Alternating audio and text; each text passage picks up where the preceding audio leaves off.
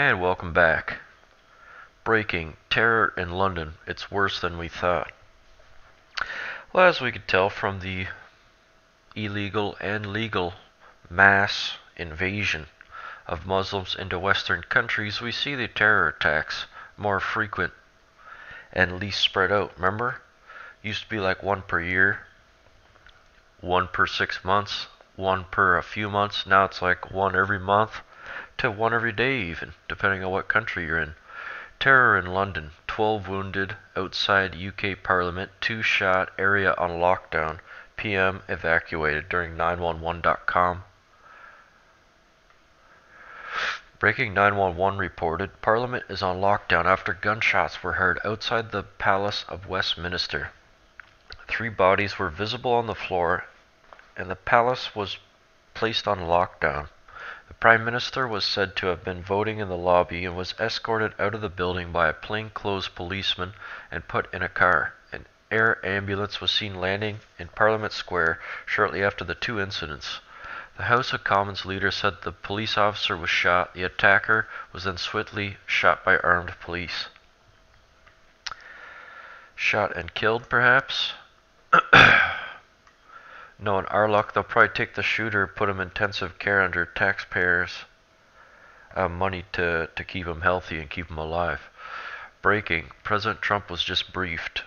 President Trump has now been briefed on the UK Parliament shooting. Dozens have been injured along with a police officer.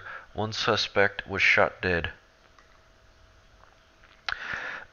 When are these people going to stop kidding themselves that it's really simple? Before the Islamization of Europe, these things didn't happen. Then Islam comes in and these things start to happen. It's like, you don't see the connection here? Like, what are these people, fucking brain dead? I still see this as working in its favor though, because Brexit was the result of the attack that took place before it. More and more people are waking up. I wish it was a lot more every single day, but enough people woke up to confirm Brexit and now they're leaving. I think this will play in Marine Le Pen's favor, because the next time she talks, what do you think she's going to talk about?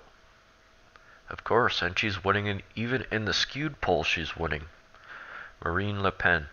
Anyways, President Trump has been briefed on the incident unfolding near the British Parliament in London.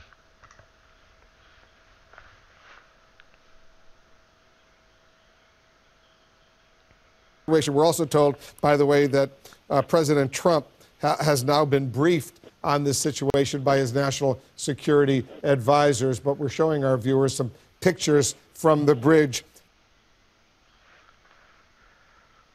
A few videos here. A member of British Parliament says a person got through the main entrance to House of Commons and attacked an officer.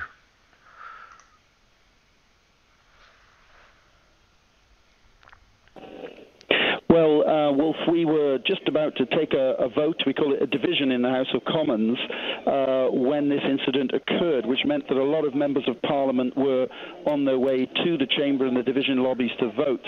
And as we arrived, we were told to remain in the area of the chamber because of this incident. And of course, subsequently, the sitting has been suspended, and the leader of the House has told us about this incident where a police officer apparently was stabbed by an attacker. He's been shot by the security people at the House of Commons, and we hear that there's been other incidents involving a car outside the gates. When you hear of another incident, what does that mean? That the individual who was shot by police, the individual who stabbed a police officer, there's a separate incident related or unrelated involving the car that we've been seeing?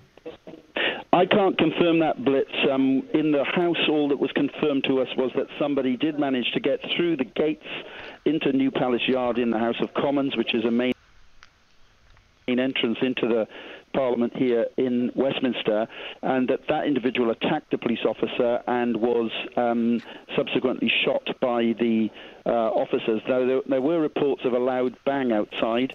Perhaps that's related to the incident with the car, which some of us obviously through social media have seen pictures of. But currently, along with my colleagues, we're all locked down in the House of Commons.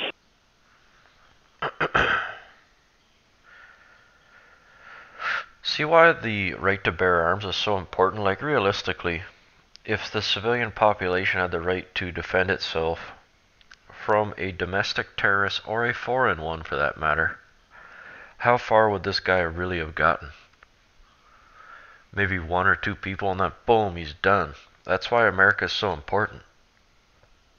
Because if we see evil, we have the ability and the responsibility to stop it. And they're trying to take that from us.